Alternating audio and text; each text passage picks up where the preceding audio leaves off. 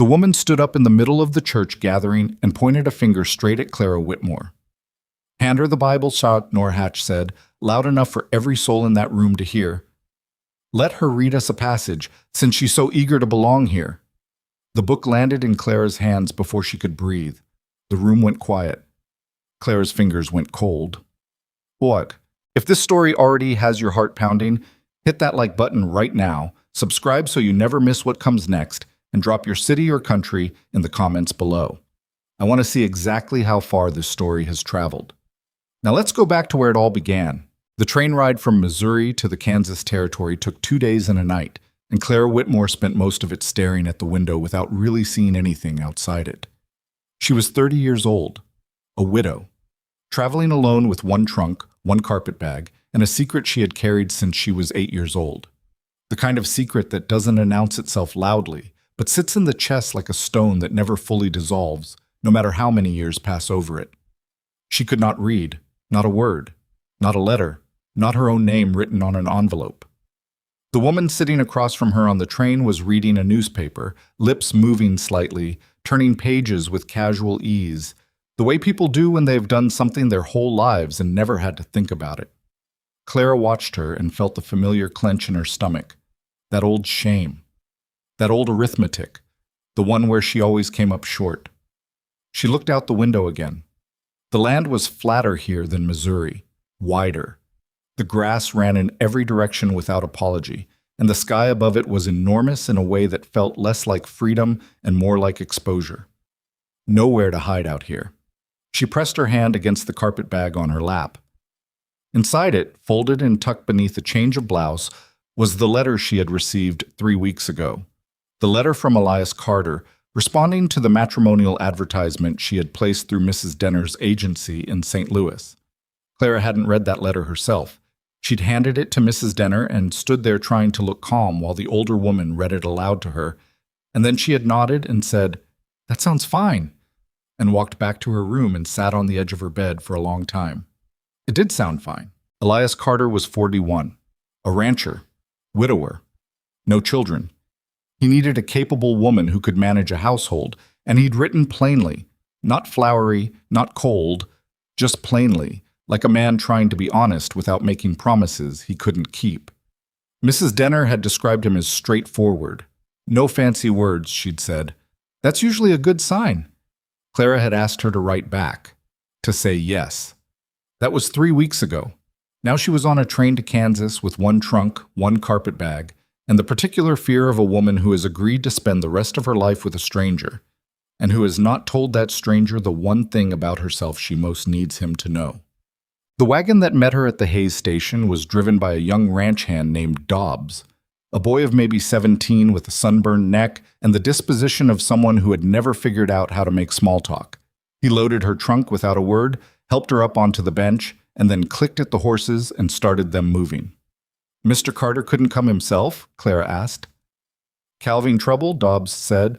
"One of the heifers went sideways. He'll be at the house by the time we get there." "Is it far?" "Hour and a half, maybe." He didn't seem inclined to say more, and Clara didn't push. She sat with her hands folded and watched the land roll past and thought about all the things she hadn't accounted for. A ranch. A rancher who probably kept ledgers, wrote letters, received mail, maybe subscribed to an agricultural journal. A whole life built around the written word in the small, ordinary ways that people don't even notice. Labels on jars, names on sacks of feed, handwritten notes left on kitchen tables. She had managed in Missouri. She'd managed her whole life. You learn tricks. You learn to ask questions that don't sound like questions. You learn to hold a piece of paper at the right angle and nod at the right moment. You learn to say, "My eyes have been bothering me lately." Or, "Could you just read that one to me? My hands are full." You learn to survive the thing that was supposed to stop you. But surviving and hiding were not the same thing, and Clara had been doing both for 22 years, and she was tired in a way that had gotten into her bones. The house was smaller than she'd imagined, but better built. Solid log walls, a good roof, a porch that ran the length of the front. There were 2 dogs sleeping near the steps who lifted their heads when the wagon pulled up and then went back to sleep, unimpressed. Elias Carter came out of the barn before Dobbs had even set the brake. He was taller than she'd pictured, lean in the way men get who work hard and eat what's available and don't think much about it. Dark hair going gray at the temples, a jaw that hadn't seen a razor in a couple of days, and hands that were already reaching up to help her down from the wagon before he'd said a word. "Mrs. Whitmore," he said. "Mr. Carter." He held her hand 1 second longer than was strictly necessary to help her down. Not in a forward way, more like he was steadying her, or steadying himself. "You had a long trip," he said. "I'm used to long trips." He almost smiled at that.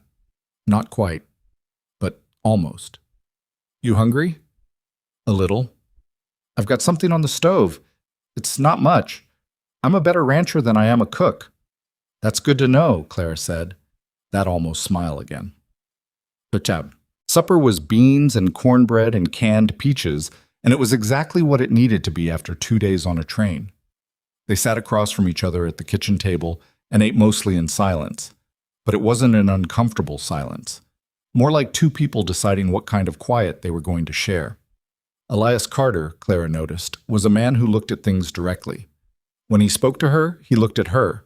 When she answered, he listened in a way that suggested he was actually hearing what she said rather than just waiting for his turn. After supper, he poured coffee and sat back and said, "I want to be straight with you, Mrs. Whitmore." "I'd appreciate that," Clara said. "This isn't a romantic arrangement. I'm not going to pretend it is. What I need is a capable woman who can run this house and keep it from falling apart around me. The last 2 years without—" He paused. "It's been hard to keep up with things." "I understand," Clara said. "I'm not looking for romance either. That said," he continued, "I believe in treating a person with respect. Whatever this is between us, I intend to conduct myself in a way that you don't regret coming here." Clara looked at him across the table. "That's more than most men promise." "It's the only thing I'm confident I can actually deliver," he said.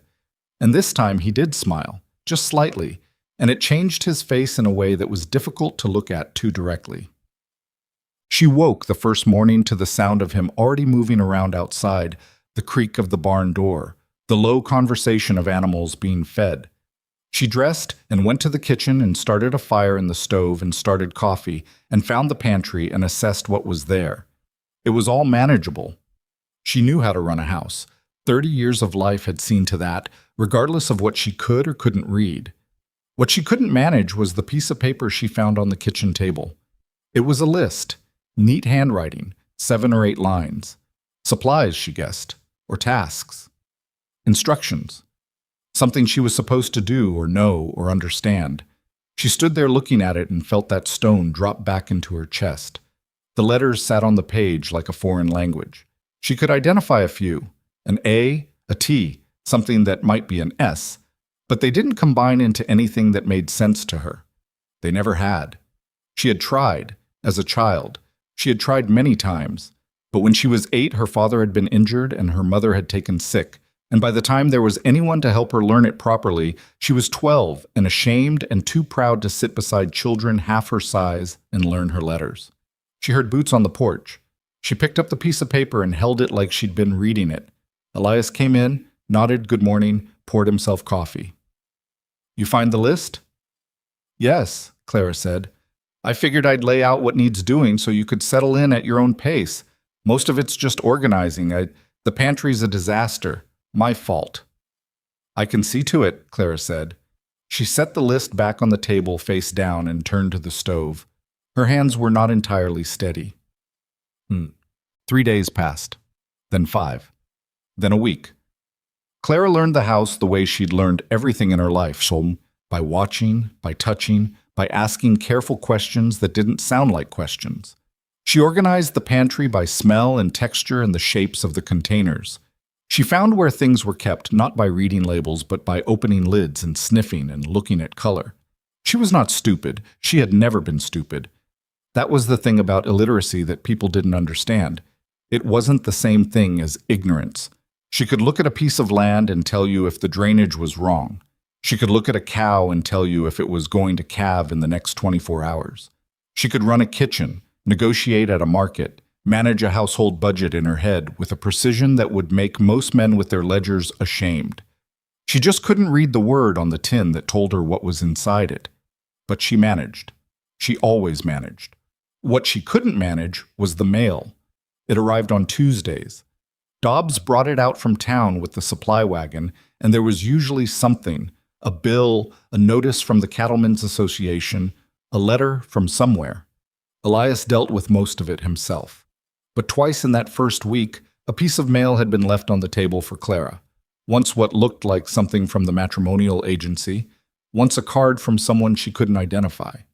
She had left both pieces of mail sitting exactly where she found them and prayed Elias would pick them up and forget about them. He hadn't mentioned them. She hadn't mentioned them either. It was a silence built out of avoidance, and it couldn't last. She knew that. It was the kind of thing that only held for so long before the weight of it collapsed the structure underneath. The collapse came on a Thursday evening, 12 days after her arrival. Elias came in from the south pasture with mud on his boots and a piece of mail in his hand. He set it on the table in front of her. "This came with Dobbs this afternoon," he said. "Looks like it's addressed to you. Return address is a law office in St. Louis." Clara stared at the envelope. She could see her name on it, or what she assumed was her name, in the handwriting that always looked like it was moving slightly, the way letters did for her, shifting before she could pin them down. "Thank you," she said. She didn't pick it up. Elias poured water into the basin and started washing his hands.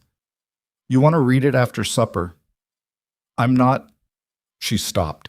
She picked up the envelope and turned it over and held it the way she always held things she couldn't read, at a slight angle, long enough to seem like she was examining it, short enough that no one would ask questions. "Clara." His voice was quiet, not accusing, not confused, just her name. She looked up. Elias was watching her. His hands were still, resting on the edge of the basin, and he was watching her with an expression she couldn't entirely identify. Not pity, not judgment, something quieter and harder to name. "Can you read it?" he said. 3 words. Quiet as anything. She held the envelope for another second. "No," she said. The word came out of her like something that had been held underwater for a very long time. Flat and bare and terrible.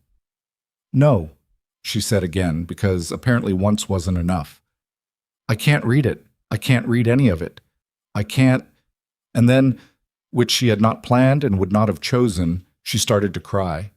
Not the elegant kind, not the kind that looks pretty in lamplight, the kind that comes from somewhere deep and old and long denied, the kind that sounds like a person who has been holding something for 22 years and whose arms have simply given out. She pressed the back of her hand against her mouth.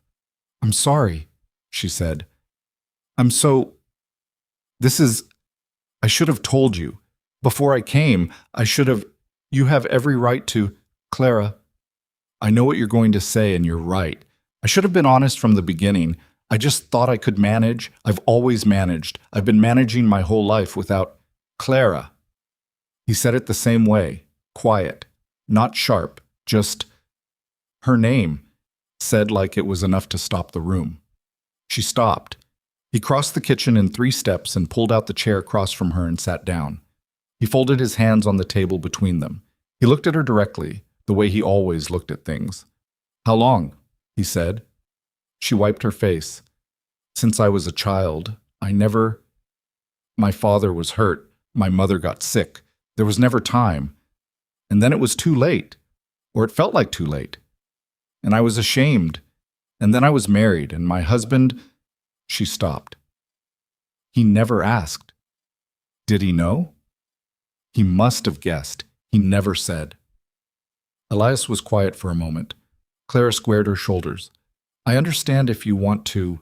I can write to Mrs. Denner's agency. They can arrange—" "You're not going anywhere," Elias said. She blinked. He said it again, the same way, without any particular emphasis. "You're not going anywhere." He unfolded his hands and reached for the envelope on the table and turned it over, looking at the return address. "This is from a law office," he said. "Do you know what it's about?" "I don't know. I don't know anyone in Street. Lewis who would— It might be something about my husband's estate. There were some matters that weren't fully settled. All right, he set it down. After supper, I'll read it to you. She stared at him. Is that... She didn't know how to finish the sentence. Elias looked up from the envelope, and this time the almost smile was a real one. Just barely, just at the corner of his mouth, but real. Then every night, he said, I'll read to you. He did read the letter to her after supper. It was from an attorney handling the final disbursement of her late husband's estate. A small amount, barely enough to matter, but owed to her and requiring her signature on a document that would be sent by return mail. Elias explained what needed to be signed and where, and Clara signed it, and he folded it and addressed the return envelope and set it by the door to go out with Dobbs in the morning. It took 15 minutes. 22 years of dread compressed into 15 minutes. Clara washed the supper dishes and didn't say much, and Elias didn't push her to. But before she went to bed, he was in the sitting room, and she stopped in the doorway and said, Mr. Carter? He looked up. Thank you, she said. He nodded once. Get some sleep. She went to bed in the small back room that was hers, in the house of a man she had known for 12 days, and she lay on her back and stared at the ceiling and thought about what it meant to have a secret you'd carried for 22 years and put down for the first time, and how it didn't feel like relief exactly. Not yet. It felt like the moment before relief, like the second between when you finally stop running and when your body understands you're allowed to rest. She fell asleep before she'd finished the thought. And in the morning, Elias Carter left a single book on the kitchen table. Thin, old, the cover worn to softness. No note. Clara picked it up and held it and looked at the cover without being able to read what it said, and felt something move in her chest that was different from the stone. Not the stone at all. Something she didn't yet have a name for, but which, for the first time in 22 years, didn't feel like it was trying to pull her under. The book Elias left on the kitchen table that first morning had no note, no explanation, no instruction attached to it. Just the book itself, thin, old, the cover rubbed pale at the corners from years of handling. Clara picked it up and turned it over in her hands the way she always handled things she couldn't read, looking at the shape of the words on the cover without being able to pull meaning from them, trying to appear as though she was simply deciding whether to open it. She set it beside the stove where she could see it while she worked. He didn't mention it at breakfast. He came in, ate, told her the south fence needed checking and he'd be back by midday, and went out. Clara watched him cross the yard toward the barn and thought about how strange it was, the way some men communicated, sideways, through objects left on tables rather than words spoken out loud. She wasn't sure yet if she found it irritating or reassuring. She decided to wait and see. That evening, after supper was cleared and the dishes were done, Elias took his coffee into the sitting room and sat down in the chair beside the lamp. Clara was drying her hands on a dish towel in the doorway when he reached across to the side table and picked up the book. "Come sit," he said. Not a command, not quite an invitation either, just 2 words said the way you'd say them to someone who already knew they were welcome. Clara folded the dish towel and came and sat on the settee across from him. He opened the book. He didn't make any preamble about it, didn't explain what the book was or why he'd chosen it, just found his page and started reading. His voice was steady and unhurried, a little lower than his regular speaking voice. And within 2 sentences, Clara understood why the book's cover was worn the way it was. Someone had read this many times, in exactly this way, in exactly this chair. She didn't ask whose chair it had been before his, she just listened. The story was about a man who traveled a long way to find something he wasn't sure he'd recognize when he found it. It wasn't a complicated story, but the way Elias read it made it feel like something that mattered, and Clara sat with her hands folded in her lap and let the words come to her the way music comes, not as information to be decoded, but as something felt, whole, landing differently than words on a page had ever managed to land for her. She hadn't known it could be like that. After half an hour, he closed the book, keeping his thumb at the page. "That's a good stopping point," he said. "It is," Clara agreed. He looked at her across the lamp. "Same time tomorrow?" "If you like," she said. It was, she would think later, The most careful conversation she'd ever had about something that mattered enormously. Oh, the days developed their own shape after that. Mornings were Clara's, the kitchen, the pantry, the garden that had gone half wild and needed attention, the mending that had piled up in a basket in the corner of the sitting room. She was good at all of it. She had always been good at the physical work of keeping a life running, and there was a satisfaction in it that didn't require reading anything. Elias worked the ranch from before sunup until the light gave out. He came in for the midday meal when he could, skipped it when he couldn't, and never complained about either. He tracked mud through the kitchen twice a week, despite the boot scrape on the porch. Not from carelessness, Clara eventually understood, but from the habit of a man who had lived alone long enough that certain domestic considerations had simply stopped registering. She didn't say anything about the mud. She cleaned it up.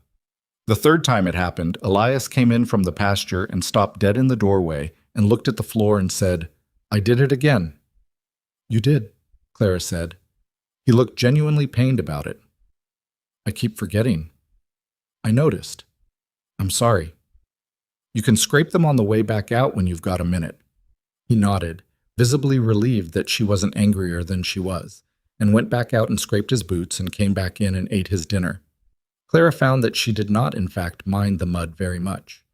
What she found interesting was that he apologized for it, actually apologized, with what appeared to be genuine discomfort, not the perfunctory sorry of a man who expects the woman to clean up after him and has simply learned to say the word first.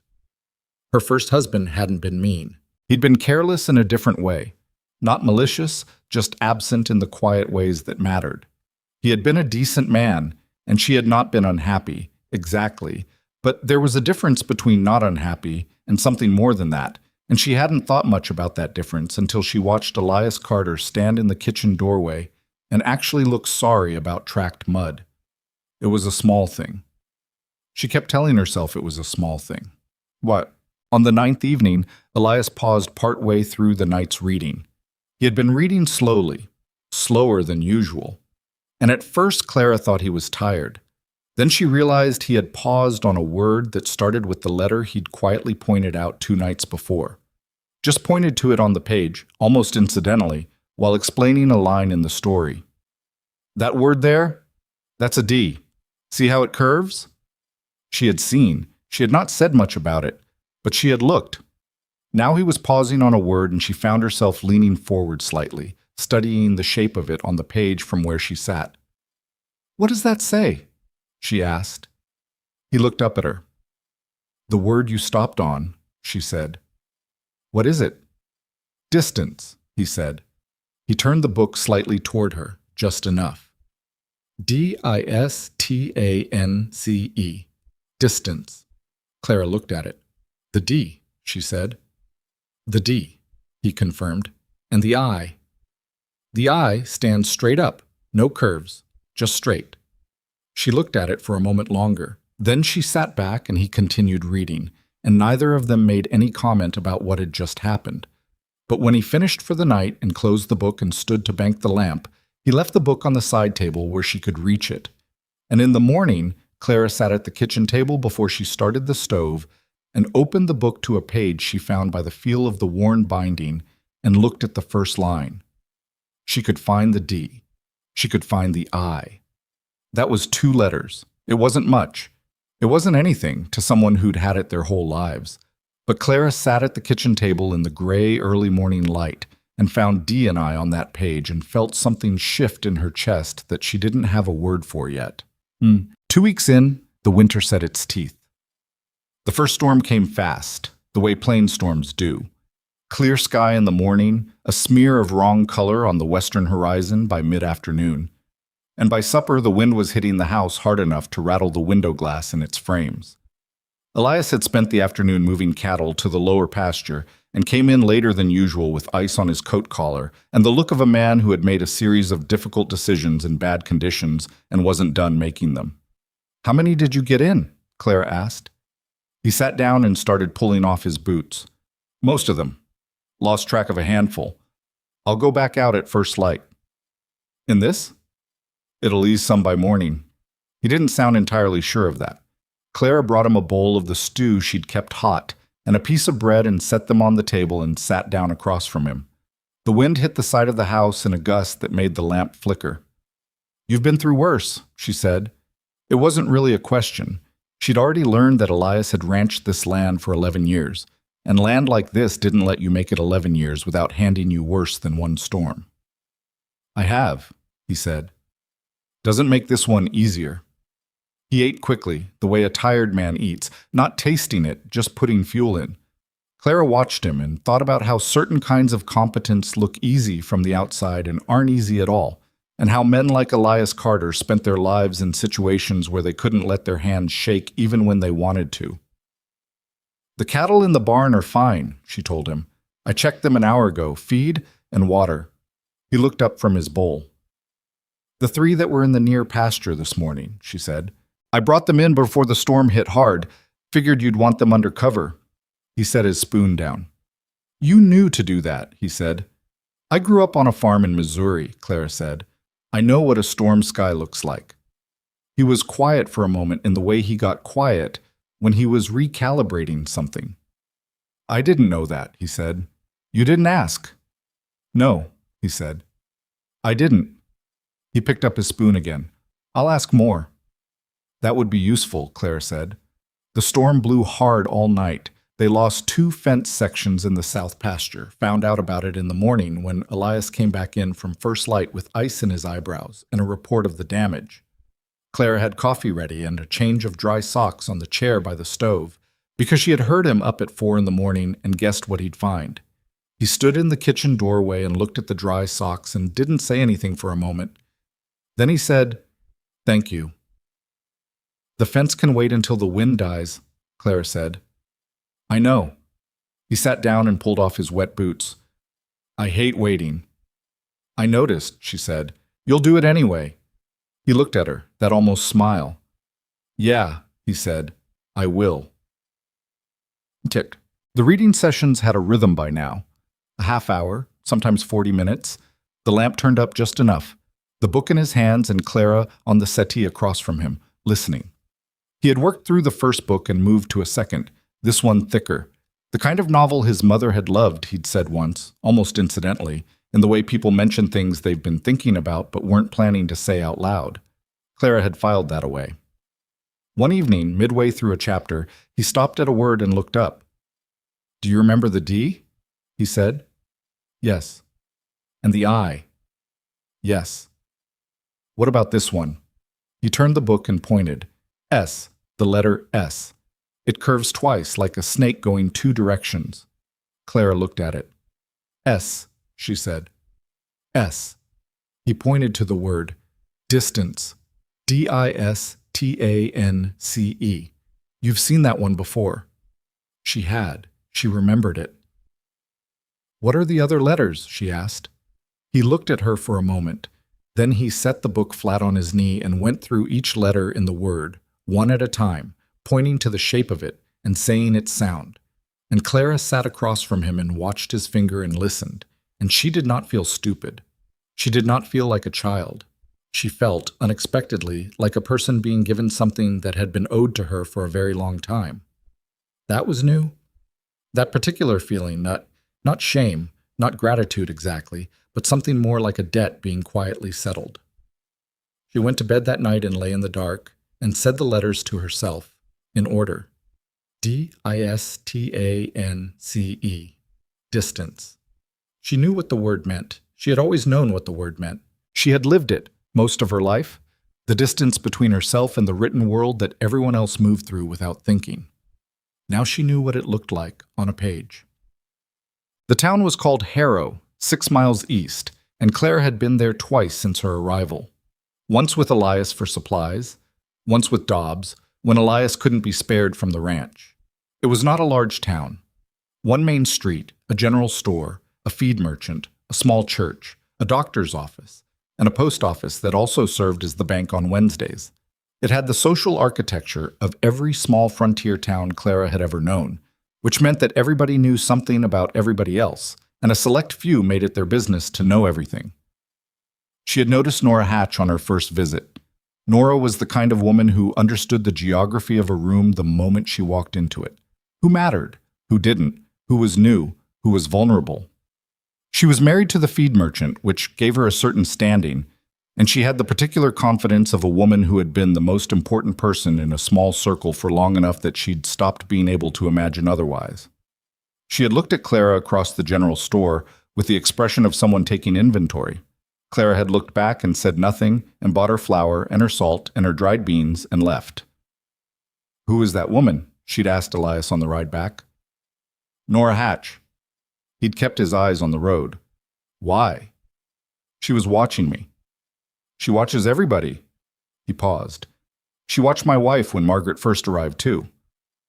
It was the first time he'd said his first wife's name. Clara didn't ask about her. She filed that away, too. "Should I be concerned?" Clara asked. "As long as she has nothing to use, she's harmless," Elias said. Clara thought about what Nora Hatch might consider useful and said nothing more about it. She had learned 7 letters by the end of the 3rd week. D-I-S-T-A-N-C. Not in any systematic way. Elias never sat her down with a slate and made her drill the alphabet the way children did in school. It happened in the current of the reading. A word he'd slow down on, a shape he'd point out, a letter he'd say twice with a pause between the saying and the moving on, never making it a lesson, never making it a test. Clara wasn't sure if he had planned that approach or if it was instinct. One night she asked him, "Did you decide to do it this way?" She said, "A letter at a time, without making it feel like a correction." He thought about it. The lamp made a small sound, a tick of the wick. "My mother taught me that way," he said finally. "Not letters. She taught me to love a story first. She figured if you loved the story enough, the letters would start to matter on their own." He paused. "She was a patient woman." "She sounds like she was," Clara said. "She was. I'm not, usually." He turned a page. "This is easier to be patient about than most things." Clara didn't answer that directly, but she thought about it for a long time after she went to bed. His mother had sat in that chair. She was sure of it now. The way the cushion had worn, the angle of it toward the lamp, the way Elias's posture shifted subtly when he sat down to read, like something in him remembered how it felt to be the one listening. She wondered if he knew he was sitting in his grief every night. She wondered if it helped. 31 days after her arrival, a letter came that was addressed in a handwriting Clara didn't recognize, the return address somewhere she couldn't read. Elias opened it at the supper table while Clara was clearing dishes. He read it quickly, folded it, and set it down. "From the Cattlemen's Association," he said, "meeting next month in Harrow. They want me to present the spring grazing plan." "Is that difficult?" Clara asked. "The presenting or the planning?" "Either. The planning is just work. The presenting—" He made a small sound that was close to a laugh, but not quite. "I don't love speaking in front of people." Clara set a plate on the stack and looked at him. "You seem like someone who would be good at it. Seeming and being aren't the same thing." He refolded the letter. "I know what I'm doing out there." A gesture toward the window, the land beyond it. "Talking about it in a room full of men who've already made up their minds. That's different." "I know the difference," Clara said. He looked at her. "Between knowing something and being able to make other people understand you know it," she said. "I know exactly what that's like."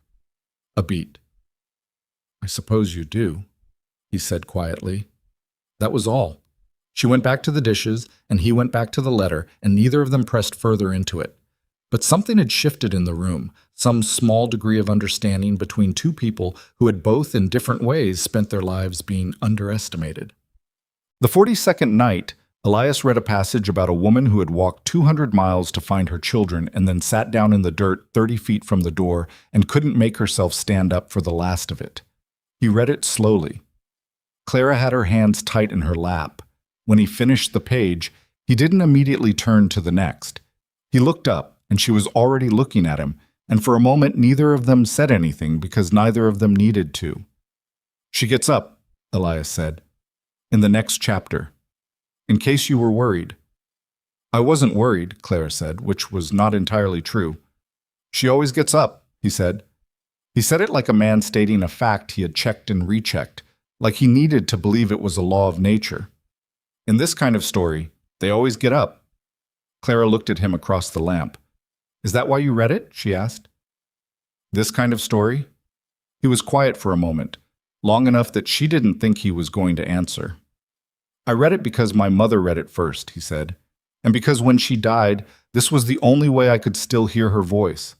He said it plainly, no performance in it, just a plain statement of a thing that was true, offered to her across the lamplit distance between them, and Clara received it the way you receive something delicate that someone has handed you carefully, with both hands, without movement, holding very still. I'm glad you kept the books, she said.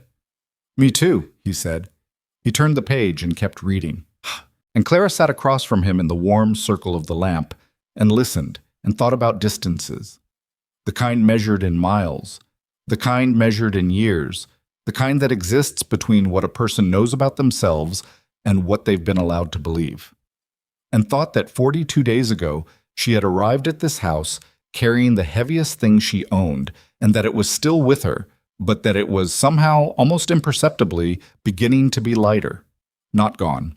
Not yet. But lighter. The cattlemen's meeting was on a Saturday, which meant the town of Harrow was fuller than usual.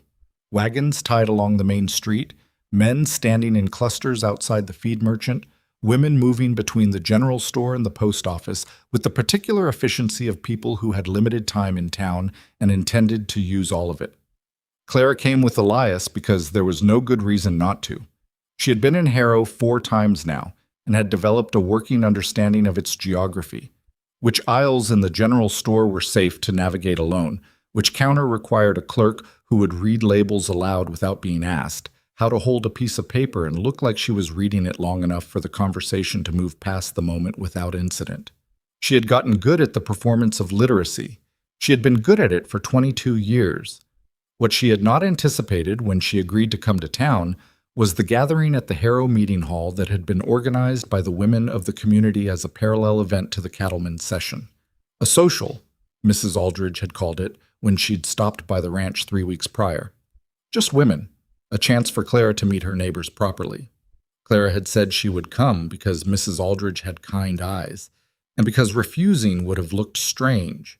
She had not thought much about it since. She thought about it now, standing outside the meeting hall with Elias while he gave her final instructions about where to find him when she was ready to leave, and watching through the open door as the room filled with women she mostly didn't know yet. You'll be fine, Elias said. I know, Clara said. He looked at her in the way he'd developed over these weeks, assessing, not intrusively, just checking. She had come to think of it as the look he gave fence lines and cattle and equipment, not distrust, just a man who had learned that things needed checking. I'll be at the cattlemen's hall until mid-afternoon, he said. Dobbs will be at the wagon. I know, she said again. Go. He went. Clara stood at the door for another moment, smoothed the front of her dress, and went inside. There were 14 women in the room, and Clara knew 3 of them by sight. Mrs. Aldridge, who had organized it, was a broad-shouldered widow in her 60s who had homesteaded this land before Harrow was Harrow, and had opinions about everything, most of them sound. There was Bess Fowler, the doctor's wife, who had nodded at Clara in the general store 2 weeks ago with genuine warmth. And there was Nora Hatch, standing near the window, with a cup of tea and the expression of a woman at a gathering she considers her natural domain. Clara took a seat near Mrs. Aldridge and accepted a cup of tea and let the conversation flow around her. It was easy enough for a while. The women talked about what women in frontier towns talk about, the weather, the cattle prices, whose children had been sick, whether the new fabric at the general store was worth the cost. Clara could participate in all of it.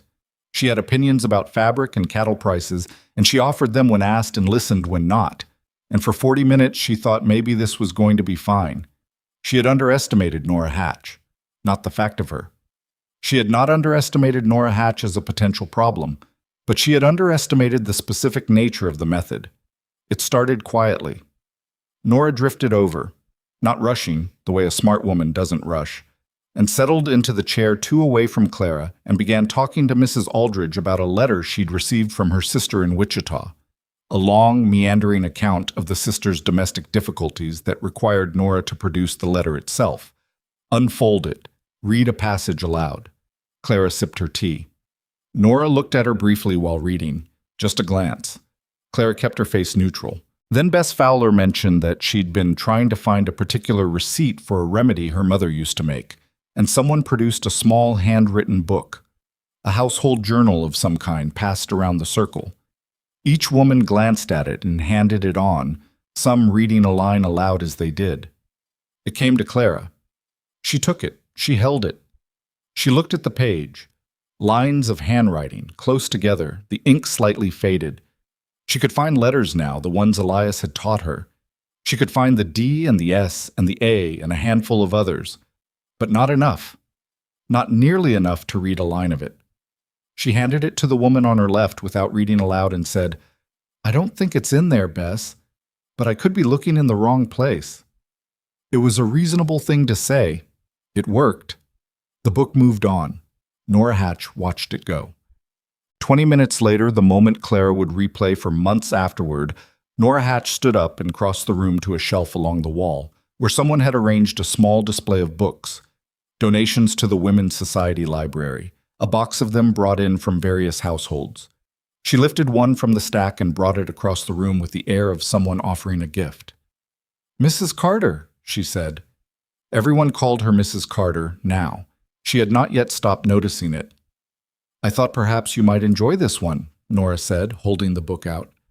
"It's just arrived from back east. A novel. I know you're a reader. Elias always was." The room had quieted the way rooms quiet when something is about to happen, and most of the people in them can feel it, but don't know what it is yet. Clara looked at the book in Nora Hatch's outstretched hand. She should have taken it and said thank you and set it in her lap. She knew that. She knew it in the half-second before she moved. But something in her hesitated sound, something old and well-trained, the instinct that had kept her secret for 22 years, suddenly overridden by a different instinct, the one that recognized a trap. She took the book. "Since we're all sharing this afternoon," Nora said, and her voice was warm and social and perfectly calibrated, "perhaps Mrs. Carter would like to read us the first passage. You have such a lovely speaking voice." The room went completely still. It was a different kind of still than normal quiet. It was the kind that happens when 14 people simultaneously realize something is wrong, but no one is yet sure what.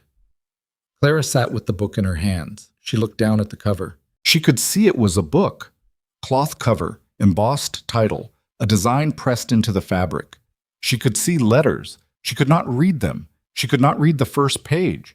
She could not read any page. Her hands did not shake. That was the thing she held on to later, that her hands did not shake. But her throat closed. The words that would have gotten her out of it. "My eyes have been troubling me. I left my reading glasses at home. Perhaps someone else would like to start."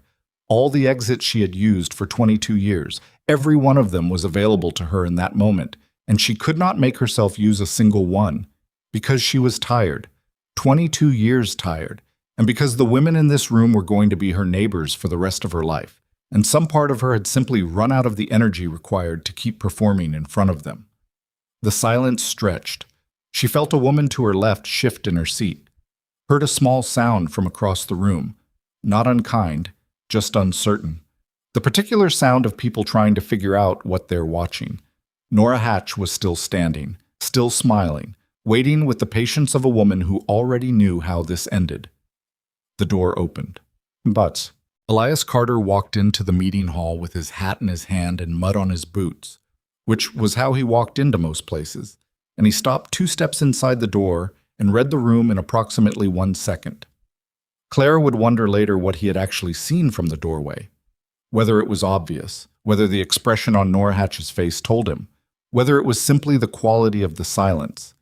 She had watched him read a fence line and a herd of cattle and a storm sky in exactly the same way, that quick, comprehensive assessment, and she had thought it was a ranching skill, the ability to look at a complex situation and understand it immediately. She understood now that it was just who he was. He crossed the room in 8 steps. He didn't rush. He didn't look alarmed. He stopped beside Clara's chair and looked at Nora Hatch, and then looked at the book in Clara's lap, and then looked at the room. "I'm sorry to interrupt," he said. And then he did something Clara had not expected. He didn't make an excuse. He didn't pull Clara away. He didn't deflect or redirect or smooth it over. He said, "Mrs. Hatch, I believe you've asked my wife to read aloud." Nora's expression stayed pleasant. "Just a passage. For the group." "I know." He looked at the women in the room, not all of them, just enough. Mrs. Aldridge, Bess Fowler, 2 or 3 others. The ones who mattered, the ones whose understanding would determine what this moment became. "My wife can't read," he said. "She couldn't as a child because she was keeping her family alive when other children were in school. She's learning now." The room breathed. "I wanted you all to know that," Elias continued, "because she's going to be part of this community, and I'd rather be straight about it than let someone else make it something to be ashamed of." He said the last part looking directly at Nora Hatch. Nora Hatch looked back at him. Her pleasant expression had not moved, but something behind it had. Some calculation running, the kind of calculation a woman like Nora ran constantly, assessing whether a situation had gone the way she'd wanted. It had not. Mrs. Aldridge was the one who moved first. She was 60-something, with hands that had broken ground and built things and buried people she loved, and she had the authority that comes from having lived long enough that other people's opinions have stopped requiring her attention. She looked at Nora Hatch and said, "Nora, you asked her on purpose." It wasn't a question. Nora opened her mouth. "Don't," Mrs. Aldridge said. Just the one word. The room was very quiet. "This woman," Mrs. Aldridge said, with a gesture toward Clara that was not dramatic but was definitive, "came out here from Missouri on her own and is running that ranch house, and I have eaten her preserves, which are considerably better than yours, Nora, and I won't have her made to feel small in a room where I'm sitting." Someone across the circle made a sound of agreement, then another. Nora Hatch picked up her teacup and her composure and sat back down and said nothing more. The ride home was long. Elias drove. Clara sat beside him on the wagon bench with her hands in her lap and the afternoon light coming long and flat across the grass. The horses knew the way and didn't need much direction, and Elias gave them very little, just held the reins and let the quiet sit between them. About 2 miles from town, Clara said, "You didn't have to come in." "Dobbs saw the window from the street," Elias said. "He said it looked like something was happening. You couldn't have known what it was." "No." He was quiet for a moment. "But you'd been in there longer than made sense, and Nora Hatch was standing up." Clara looked at the road ahead of them. "I wasn't going to say anything," she said. "I was going to find a way out of it. I always find a way out of it." "I know. But I didn't." She turned her hands over in her lap. "I just sat there." "You held the book, and you didn't fall apart," Elias said. "That's not nothing." "It felt like nothing." "It wasn't." She didn't argue, but she didn't agree either. The wagon moved on. A hawk circled something in the grass to the south. The sky had gone a particular shade of late afternoon bronze that Clara had learned to associate with this land specifically. Not Missouri bronze, a different quality to it, wider somehow, the color of a sky that has more room to be itself. "I've been doing it my whole life," she said after a while. "Finding the way out, the right angle to hold the paper, the right question to ask. You get very good at it." "I know," Elias said again. "People have no idea. My first husband had no idea, not really. He guessed, I think, but he never asked and I never told him, and we just managed around it for 6 years. Elias was quiet. "Does that seem strange to you?" Clara asked. "No," he said. "It seems exhausting." She had not expected that answer. She sat with it for a moment. "It is," she said. "It's been exhausting for a very long time." They rode in silence. Clara watched the grass and thought about what Elias had said in that room, the directness of it, the absence of shame in his voice. Not shouted, not angry, just plain. She thought about how it had felt to sit in that chair and hear him say the words she had never said aloud to anyone in a room full of people, and have the words come out sounding like a fact rather than a confession. She thought about Mrs. Aldridge and the preserves comment, and felt something that was almost laughter and almost crying, and was neither of them exactly. Mrs. Aldridge likes my preserves, she said. Everybody likes your preserves, Elias said. She didn't have to say that. She wanted to, he said. There's a difference. Clara nodded slowly. The ranch came into view. The low profile of the house, the barn behind it, the dogs on the porch who would lift their heads when the wagon pulled up. Her house now. Her dogs, almost. Her lamp, her kitchen, her garden going straggly at the edges where she hadn't gotten to it yet this week. She looked at all of it and felt, underneath the exhaustion and the leftover humiliation and the complicated gratitude, something she had not expected to feel. Anger. Not at Nora Hatch, not at the women in that room, not even at the life that had put her in that chair with a book she couldn't read. Anger at herself. The specific personal anger of a woman who has been capable of more than she was allowed for so long that she started allowing less of herself than she was owed. She had known it was a trap. She had seen it coming. She had 22 years of experience with rooms exactly like that one, and she had sat in that chair and frozen because she was tired. That was what made her angry. Not that she couldn't read, not what Nora Hatch had done, that she had let tiredness make her still when she should have moved. She didn't say any of that. She wasn't ready to say it yet. But she felt it clearly, and she thought she would feel it for a while, and she wasn't sure yet whether that was useful or simply the delayed response to a bad afternoon. Elias unhitched the horses, and she went inside and started supper, and neither of them talked about it for the rest of the evening. He came in when the food was ready and washed up and sat down, and they ate. He told her about the cattlemen's meeting, the grazing plan, the arguments about the river water rights, the two men who'd nearly come to blows over a fencing dispute that had been ongoing since last spring. Clara asked questions. He answered them. It was the most he'd talked about the ranch's external affairs since she'd arrived, and she thought maybe that was deliberate on his part, giving the evening somewhere to go other than where the afternoon had been. After supper, she washed the dishes, and he sat at the kitchen table with the ledger, end-of-month accounting, the kind of thing that had to be done regardless of what else was happening. She could hear the scratch of his pen, the quiet sound of numbers being managed. She dried the last dish and set it on the shelf. Elias. I want to learn faster, she said. The letters, the reading. I want to go faster than we've been going. He set the pen down and turned in his chair. She was standing by the shelf with the dish towel in her hands, and she looked at him directly. I know it was your way of doing it slowly, so it didn't feel like a lesson. I know why you did it that way, and I'm grateful, but I need to go faster now. He was quiet for a moment. All right, he said. Will the book still work, or do I need something else? Both, he said.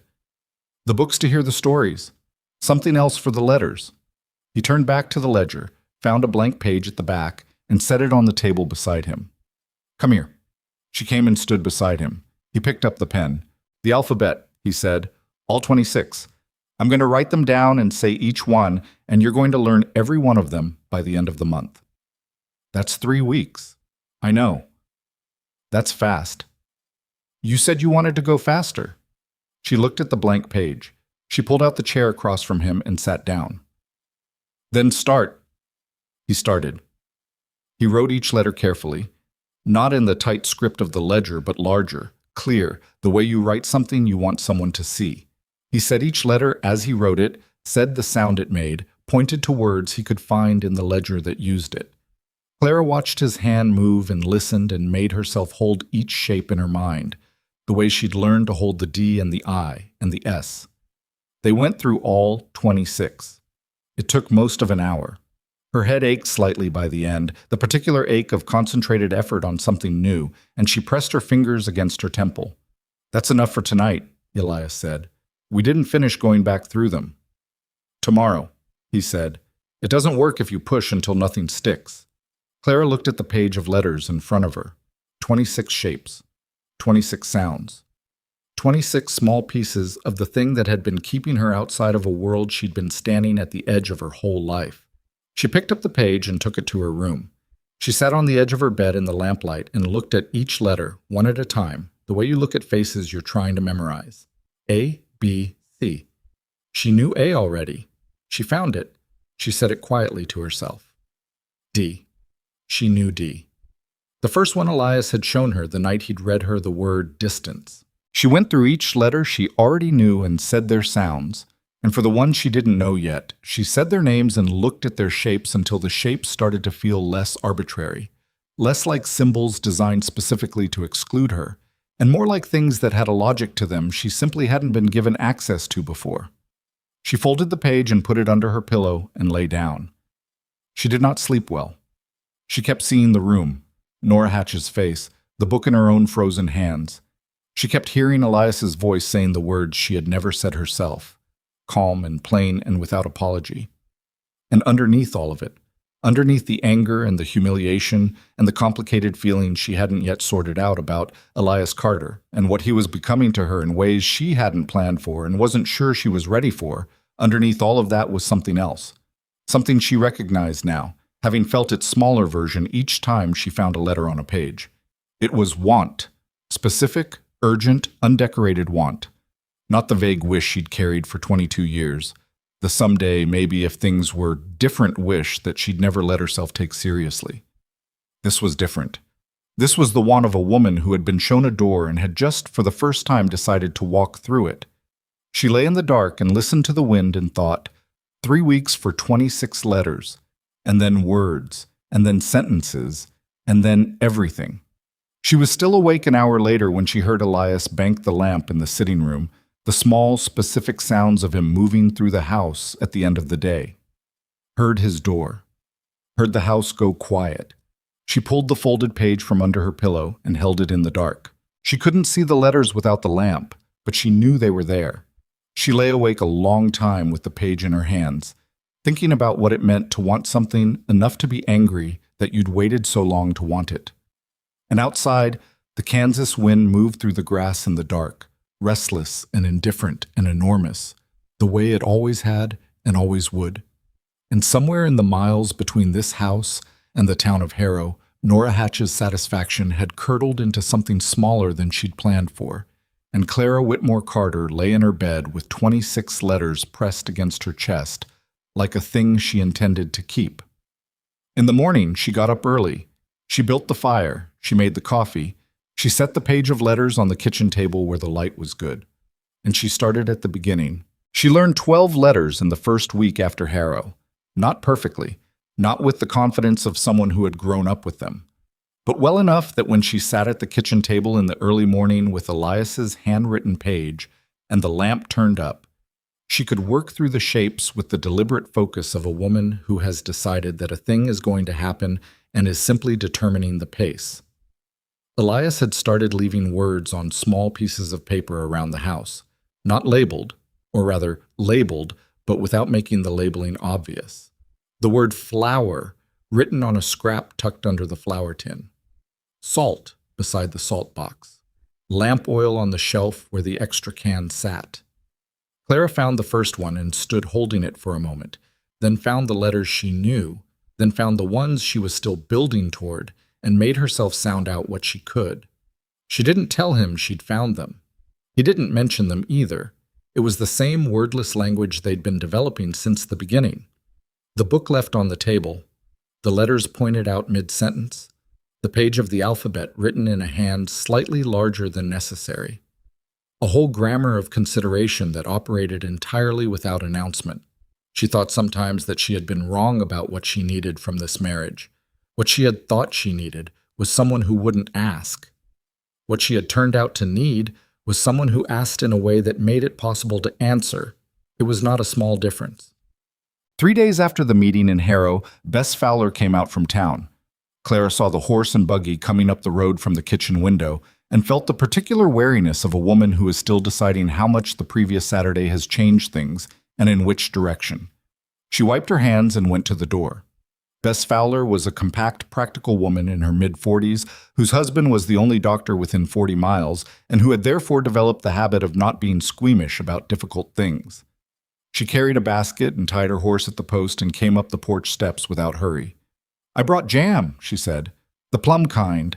My husband won't eat it because he doesn't like the seeds, and I can't keep making things no one eats."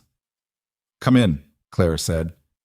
They sat at the kitchen table and Clara made coffee, and Bess set the jar of jam on the table between them and looked around the kitchen with the assessing eyes of a woman who has been in many frontier kitchens and can date a household's competence by the state of its surfaces.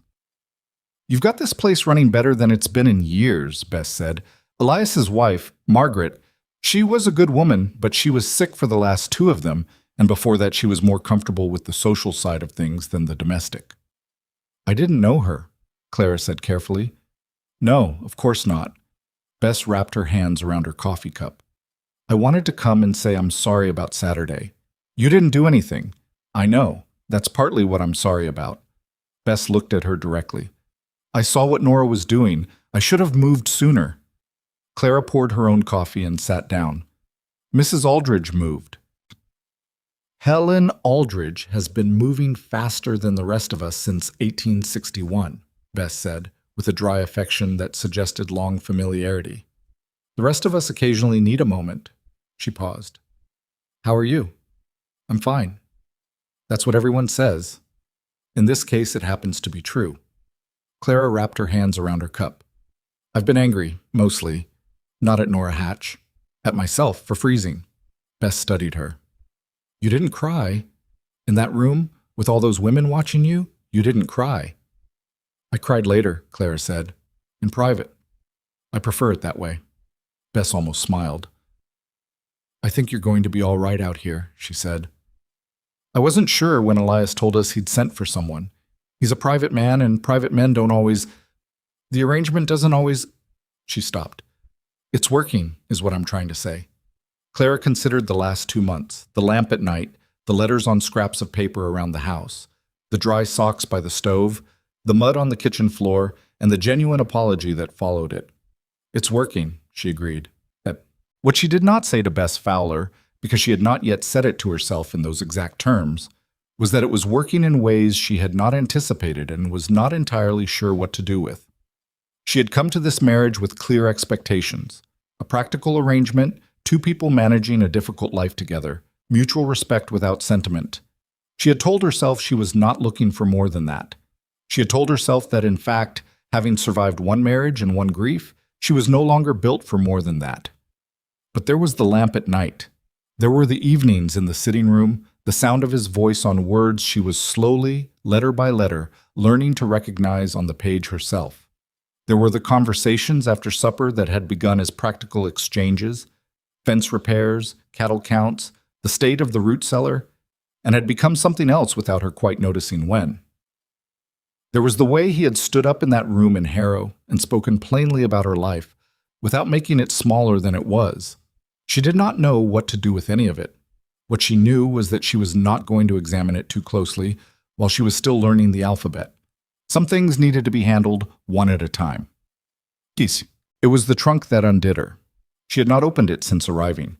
She had unpacked the carpet bag, clothes, a few small belongings, the practical things, but the trunk had stayed at the foot of her bed, latched, the way it had traveled from Missouri.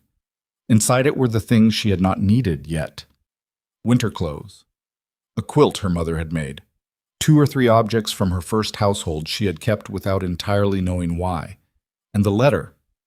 She had almost forgotten about the letter, or she had done what she did with things she couldn't manage, filed it in the part of her mind that handled the unmanageable, where things stayed until either they resolved themselves or they became urgent. It had been there for 3 years. Her first husband, Thomas Whitmore, had written it 2 weeks before he died. She knew this because his sister had told her, pressing the sealed envelope into Clara's hands at the funeral with an expression of careful sorrow and saying, "He wrote this for you. He asked me to make sure you got it." Clara had taken it and thanked her and put it in the trunk. She had told herself she would find someone to read it to her.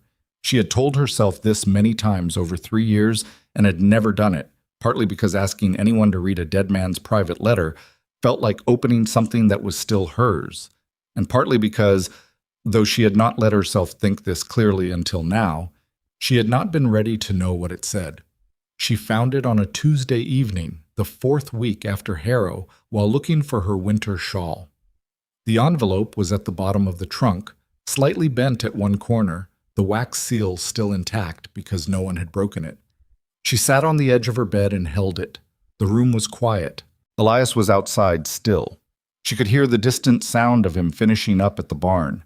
The sun had gone down and the lamp on her nightstand gave the room its evening quality, warm and specific, the shadows in the corners staying put. She looked at the envelope.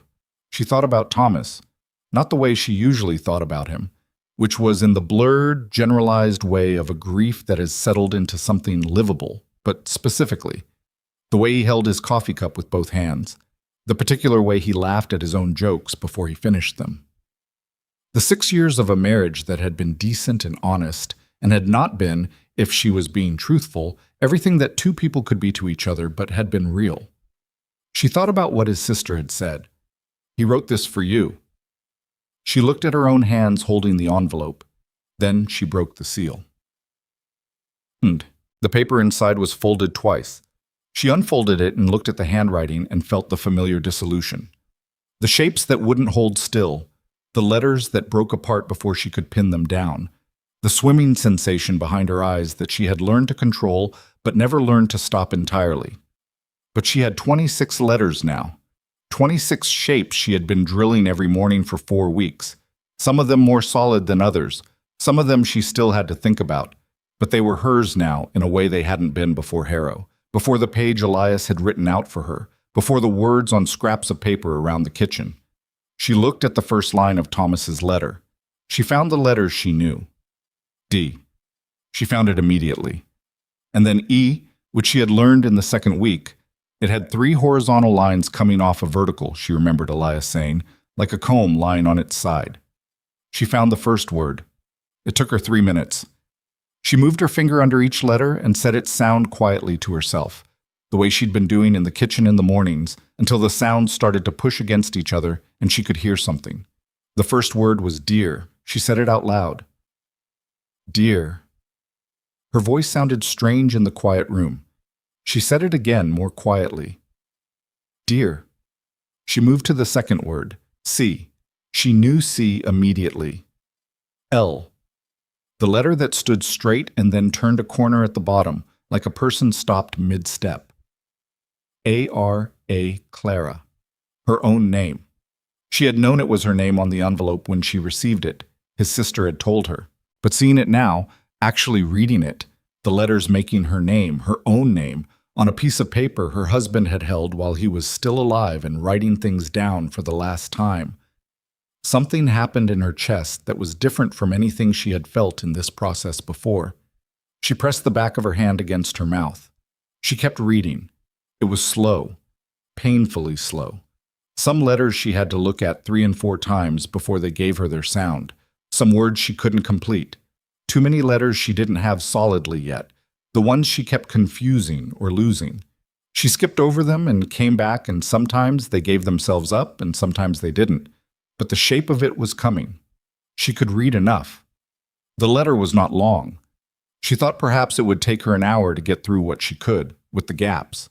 She stayed with it, her finger moving under each line, the lamp on her nightstand burning steady. She was still sitting there when she heard Elias come inside. She heard him in the kitchen, the boots, the water in the basin, the quiet of a man unwinding from the day. She heard him move toward the sitting room, heard him stop. The silence that followed had a quality to it that meant he had noticed her lamp still on, and her absence from the sitting room and had put something together. Clara? His voice came from the hallway. Not alarmed, just checking. She didn't answer immediately. She heard him come down the hall. He stopped at the doorway. She looked up. He looked at her, at her face, at the letter in her hands, at the trunk open at her feet, and read the situation with the same quick comprehension he brought to everything, and he said nothing, just stood in the doorway and waited. "It's from Thomas," she said. "My first husband. He wrote it before he died. I've had it for 3 years." Elias didn't move. "I could read some of it," she said. "Not all of it, but some." He came in then, slowly, and sat on the chair in the corner of the room. Not close, not pushing, just present. His elbows on his knees, his hands loose between them. "What did it say?" he asked. "What you could read?" She looked down at the letter. He said he was sorry, she said. That's what the beginning is. She traced her finger under the line she'd worked out. He says he's sorry he never taught me to read. She stopped. He says he knew that I couldn't. He knew the whole time. She had suspected this. She had more than suspected it. But there was a distance between suspecting a thing and having it confirmed in the handwriting of a dead man, and she felt that distance close now in a way that was not comfortable. He knew, she said again, mostly to herself. Did he say why he didn't? Elias stopped. Sorry, you don't have to. He says he was afraid. She found the line she thought said this, worked through it slowly. He says if I could read, I'd... She stopped on a word she couldn't get, looked at it for a long moment. I think it says, depend? He says I wouldn't need to depend on him. She looked up. He was afraid I'd leave him. The room was very quiet. Elias exhaled slowly, not a sigh, not judgment, just a man processing something. That's a terrible reason, Clara said. It came out flat and certain, without heat. It's a terrible reason, and he knew it was a terrible reason, which is probably why he's saying sorry. She looked at the letter. He's saying sorry because he knew he was wrong and he ran out of time to fix it. Yes, Elias said. I'm not... She stopped. Started again. I'm not angry at him. I was, for about 10 minutes, and then I stopped because he's dead, and he wrote me a letter about it, and there isn't anywhere for the anger to go. She folded the letter carefully along its creases. But I needed to know. I think I've needed to know for 3 years that it wasn't because he thought I wasn't worth the trouble. Elias was very still in the corner chair. He didn't think that, Clara said. That's what the letter is. He thought I was worth more than he gave me. He just didn't know how to do it without it costing him something. She set the letter on the bed beside her. Outside, the Kansas wind had come up, the late evening kind that moved through the grass with a sound like water. The lamp flame pulled slightly to one side and steadied. Elias? Yeah. Why did you start reading to me? She looked at him directly. The real reason, the first night with the book on the table, you could have just said we'd find another way. You could have had me make a mark instead of signing my name. There were ways around it that would have been easier. He looked at his hands for a moment. My mother used to read to my father, he said, every evening, same as I do now. He could read himself. It wasn't that. It was just something she did, and he liked it, and when she died, he stopped, looked up. The house went quiet in a way I didn't know how to fix. Margaret wasn't a reader. It was fine. It was just different. And then she got sick, and then she was gone, and the quiet got worse. Clara waited. The night you told me, he said, I wasn't being generous. I want you to understand that. I wasn't thinking about your situation and deciding to help. He said it carefully, like a man who has thought about his own motives and wants to be honest about them. I was thinking that I had a reason to pick up one of my mother's books again. That's what I was thinking. Clara looked at him. That's still generous, she said. It's not. You could have found a different reason. She held his eyes. You chose that one. He didn't answer, but something in his face shifted. Not softened exactly, more like a man who has been holding a position and has quietly conceded a point without being ready to say so out loud.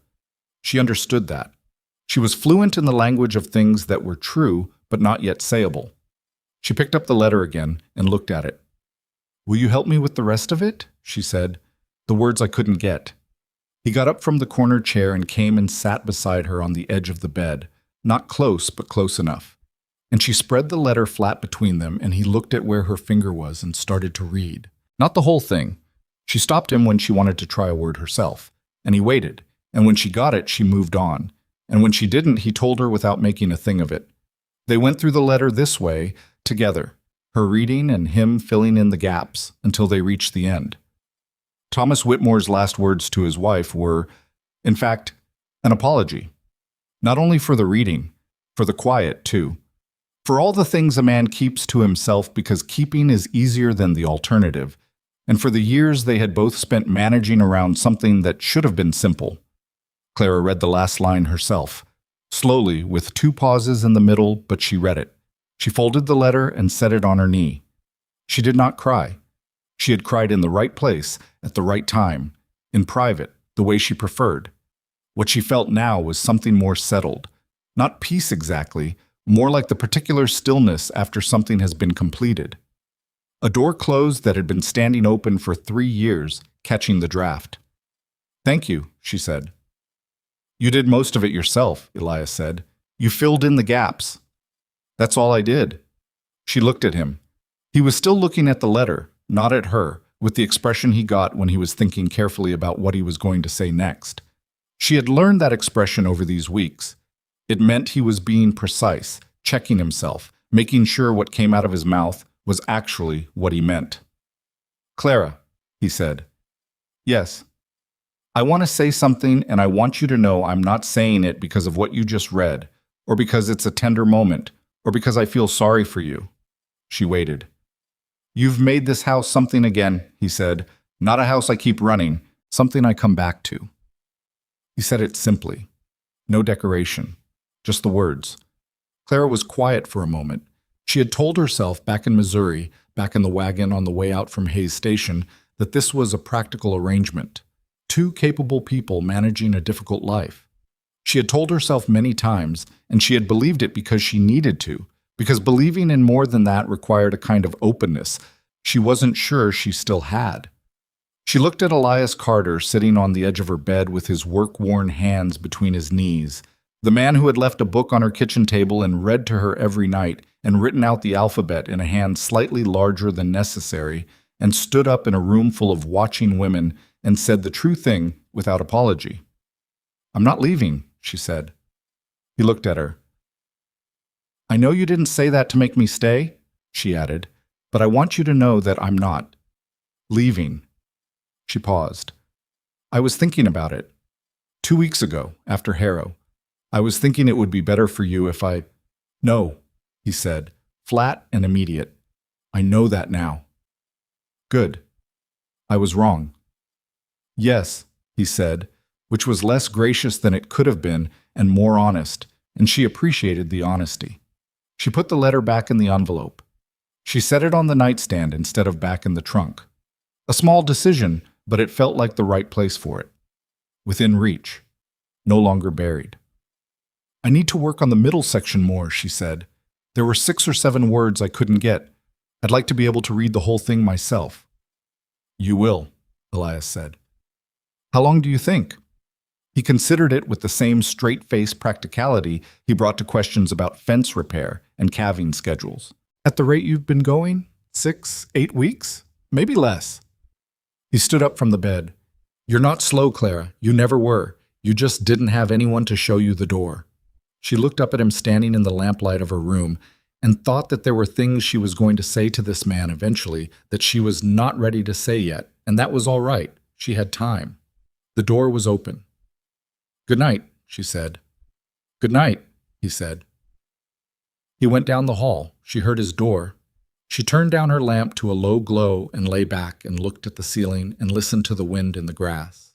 She thought about Thomas's letter, about what he had kept from her and what Elias had given her, and about the difference between a man who holds back because he fears what you'll become if you're given what you need, and a man who gives it to you because your becoming is the whole point. She thought about the word dear, the first word she had ever read in her life, a word she had heard 10,000 times and understood and used, and now, for the first time, could see as something more than marks on a page. Dear Clara. She had never known before tonight that her own name could be the most legible thing in the room. She fell asleep before the lamp burned down, with the letter on the nightstand and 26 letters arranged in her mind like something she would not be putting back in any trunk, and the sound of Elias Carter's steady breathing somewhere down the hall of the house that was, unambiguously, irrevocably, hers. 6 weeks after the night she read Thomas's letter by lamplight, Clara read it again. The whole thing. By herself. From Dear Clara to the last line, without stopping, without asking Elias to fill in the gaps. She sat at the kitchen table in the early morning before the stove was lit, the letter flat on the table in front of her, and she read every word her first husband had written to her in the last days of his life. It took her 11 minutes. She knew because she had started watching the clock on the mantel more lately. Not from anxiety, but from the particular attention of a person who is measuring something real. 11 minutes for a letter that had sat sealed in a trunk for 3 years. She folded it when she was done. She sat with it in her hands for a while. Then she got up and lit the stove and started coffee, and did not cry, because she had already done the crying that belonged to this letter, in the right sequence, at the right time. What she felt now was something cleaner, not happiness, that wasn't the right word for it, more like the feeling of a wound that has been properly cleaned and closed. Still there, still marked, but no longer at risk of something worse. She put the letter in the small cedar box on her dresser where she kept the few things that mattered: her mother's ring, a button from her father's coat, a seed packet she'd saved from Missouri because she was sentimental about tomatoes. The letter went in there now, not at the bottom of a trunk, among things that were kept because they had earned their keeping. When Elias came in for breakfast, she told him. "I read Thomas's letter," she said. "The whole thing." He poured his coffee and sat down.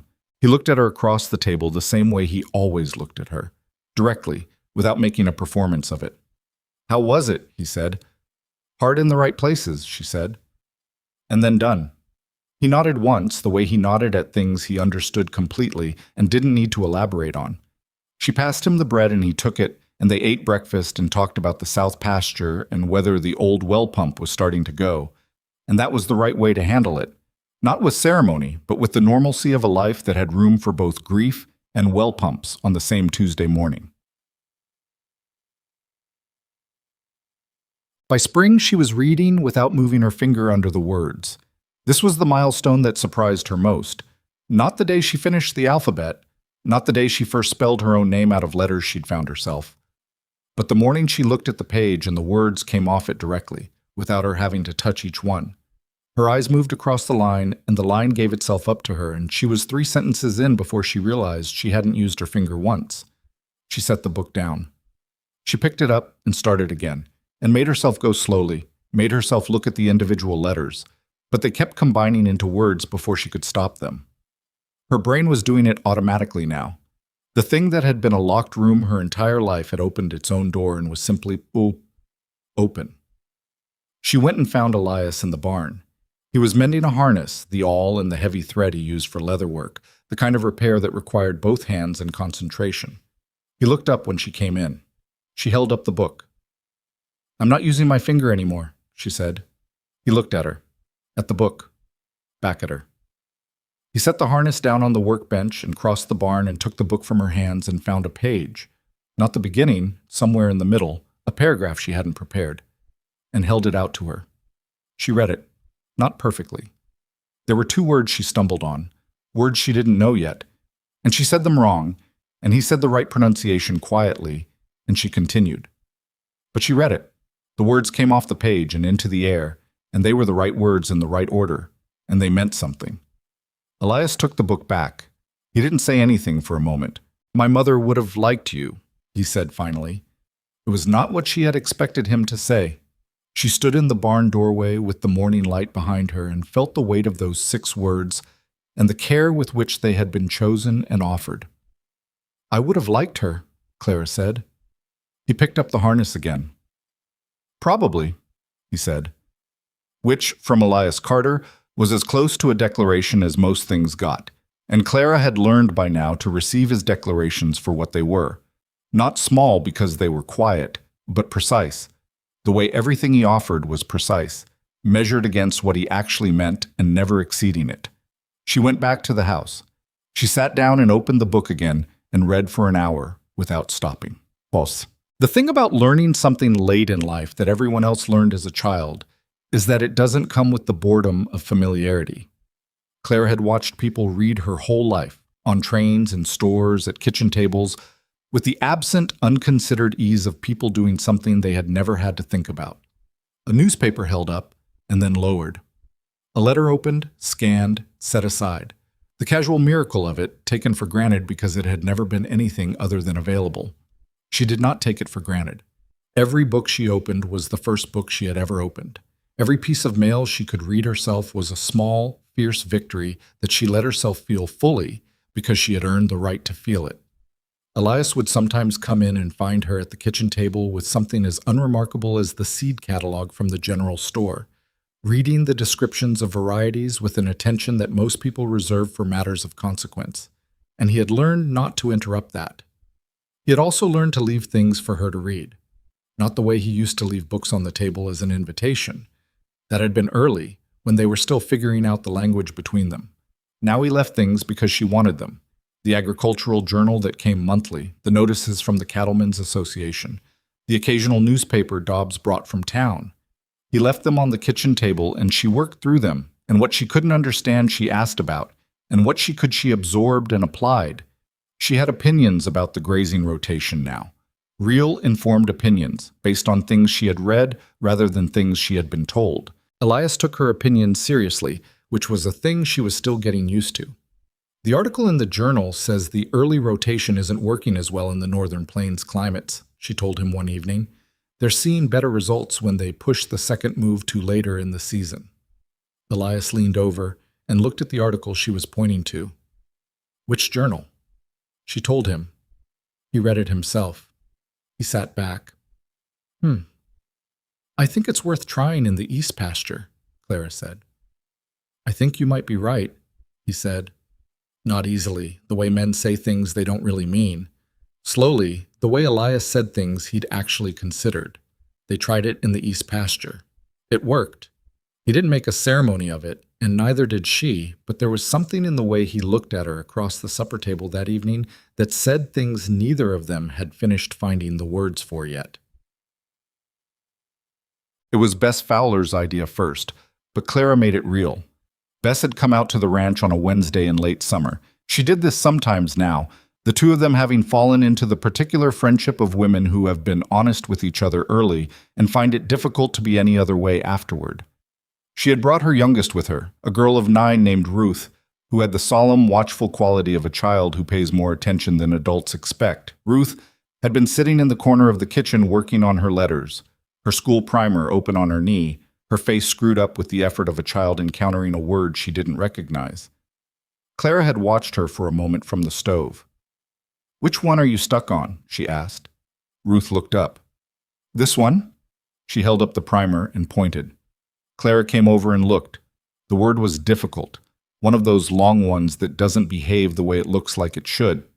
She sat down beside Ruth and showed her how to break it into pieces, the way Elias had done with distance on that first reading night, the way she now did automatically, the same method absorbed and applied.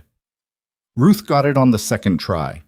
Her face changed in the small, luminous way that children's faces change when something that didn't work suddenly does. Bess watched from across the table. "You're good at that," she said when Ruth had gone back to her primer. "I know what it feels like to not understand it," Clara said. "That's exactly what I mean," Bess said. She was quiet for a moment. "Mrs. Hale's daughter can't read yet, and she's 13. There's no school closer than Wichita, and her mother works too hard to sit with her. There are 3 or 4 others in the same situation." Clara looked at her. "I'm not saying you have to," Bess said quickly. "I'm just saying you'd be good at it." Clara thought about the girl at 13 who hadn't been able to learn because her father was hurt and her mother was sick and nobody had the time or energy left to sit down with her letters. She thought about what 22 more years of that felt like, carried in the body, the way a stone in a pocket gets heavier with distance. "Send them on Thursdays," Clara said. "Mornings. I'll have them done before midday." Bess smiled the smile of a woman who had suspected this answer and is pleased to have been right. "I'll spread the word." "Not to Nora Hatch," Clara said. Bess's smile became something else, still warm but sharper. "Naturally," she said. The first Thursday, 2 children came. A boy of 11 named George who arrived with mud on his shoes and the expression of someone who had been told to go somewhere and wasn't sure he'd wanted to but hadn't been given a choice, and a girl of 15 named Ada who was so far behind her age in letters that she kept her eyes down when she came in, the way Clara recognized, the held-in shame of someone who has had too many opportunities to feel stupid. Clara set them at the kitchen table. She made them each a cup of tea because it gave the hands something to do and the body something to focus on while the brain was asked to work. She put a piece of paper in front of each of them. "Write me your name," she said, "however much of it you can." George wrote his readily. Ada picked up the pencil and held it and looked at the paper, and the look on her face was the look Clara had carried for 30 years. That particular internal flinch, that preparation for failure. "Ada," Clara said. The girl looked up. "The A," Clara said, "but—" "You know the A." A beat. Then Ada put the pencil to the paper and drew an A. "That's it," Clara said. "Now the D." They worked for 2 hours. George was quick and would benefit more from practice than instruction. He just needed someone to sit with him while he did it. Ada was slower and would need longer, and Clara kept her after George left and worked with her for another 30 minutes because the girl had something in her that deserved more time, a stubbornness underneath the shame that Clara recognized as the thing that had kept her own self intact through 22 years of managing around a life that should have included this from the beginning. When Ada left, she didn't say thank you. She just gathered her things and went down the porch steps, and then stopped at the bottom and turned around. "Will you be here next Thursday?" she said. "Every Thursday," Clara said. Ada nodded and went. Clara stood on the porch and watched her go and felt something that was not quite pride and not quite peace, but lived in the same neighborhood as both. Elias watched all of this with the same quiet attention he brought to everything.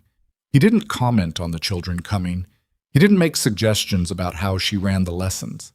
He did, without being asked, repair the kitchen table leg that had been slightly unsteady since winter, so it didn't wobble when children were leaning on it writing. Clara noticed the repair one Wednesday evening, running her hand along the table's edge. "You fixed it," she said. "It needed fixing," he said, from behind the agricultural journal. She looked at the back of the journal for a moment. "Elias." He lowered it. She had been working up to saying something for several weeks, and she had been taking her time about it because she was a woman who had learned the hard way that timing matters, that some things said too early become something different than what you meant, and some things said too late become losses instead of gifts. "I know when you said you weren't being generous," she said, "about the reading, about picking up your mother's books." He waited. "I've been thinking about it since you said it," she said, "and I think you were wrong." He raised an eyebrow, very slightly. "Wanting something for yourself and giving something to someone else at the same time, those aren't different things," she said. "They can be the same thing. What you did for yourself healed something in me. What it did for me gave you back something you'd lost." She looked at him steadily. "That's not an accident. That's what happens when two people are actually good for each other." He was very still for a moment. "I'm not good with this kind of talking," he said. "I know," she said. "You're doing fine." Something moved across his face, a reluctant acknowledgement, almost a smile, the kind that happens when a man is caught being more moved than he intended to be. "Clara," he said. "Yes? I think you know what I'd say if I were better at saying it." "I do," she said, "and I think you know what I'd say back." He looked at her for a long moment. "All right," he said, and picked up the journal again. She turned back to the stove. She was smiling, and she let herself, because there was no one to see it but the stove and the lamp and the fixed kitchen table, and none of them were going to judge her for it. That night, in the sitting room, Elias picked up the book they'd been reading and opened to the page and then stopped. "You want to try this part?" he said. She looked at the page he was offering. She reached over and took the book. She read. Not perfectly. She still stumbled occasionally, still encountered words that made her slow down and break them apart the way she'd been taught. But she read the chapter, all the way through, while Elias sat across from her in the lamplight and listened.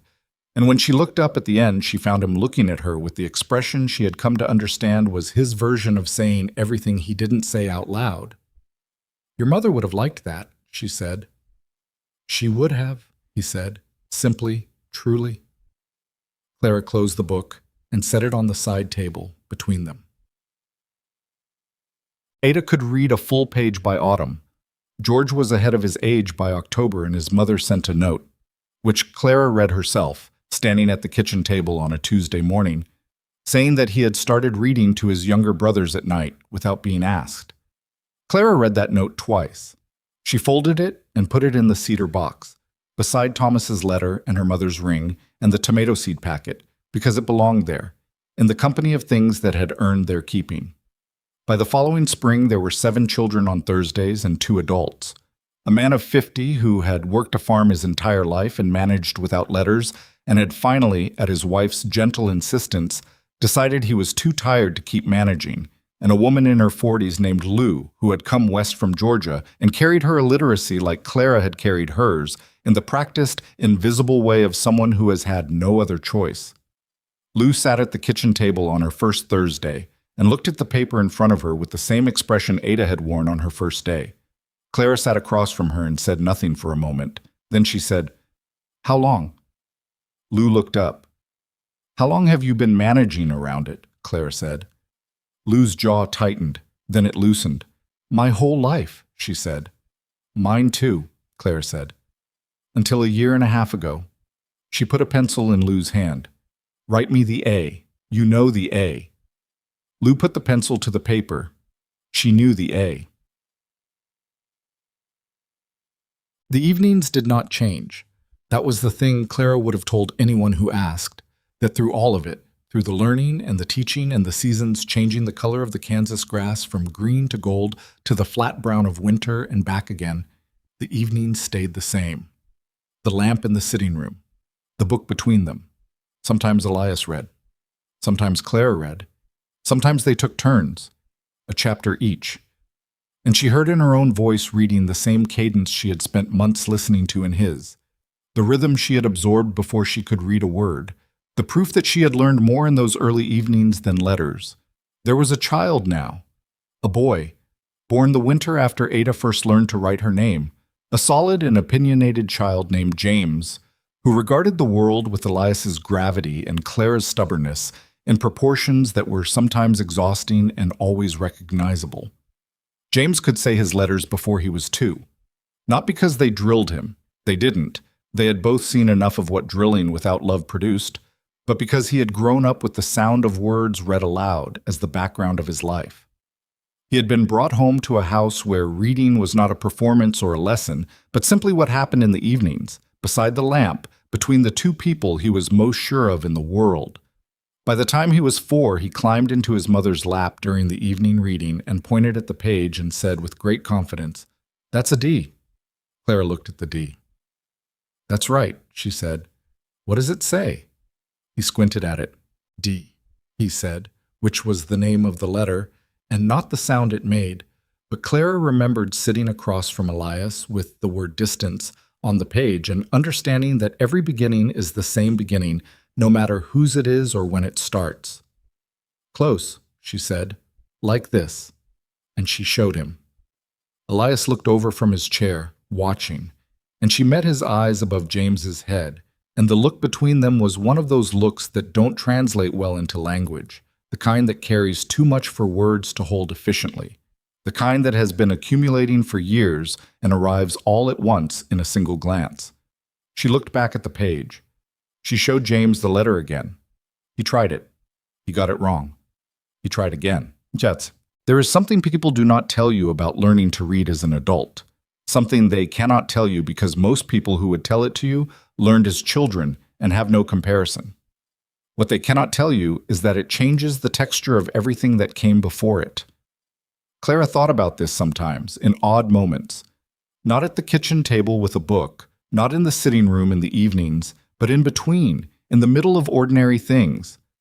Feeding the chickens. Hanging laundry on the line. The way a thought would surface, unbidden, about what her life had felt like before, and what it felt like now, and whether those were 2 different lives or the same one seen from different distances. She had decided they were the same life. The woman who could not read a word had not been a lesser version of herself. She had been a woman managing an extraordinary difficulty with the tools available to her, and those tools had been considerable. The intelligence, the stubbornness, the capacity for work, the refusal to become small, even when the world gave her every reason to. None of that had come from reading. It had come from her. The reading was something added, something that gave what was already there more room to move.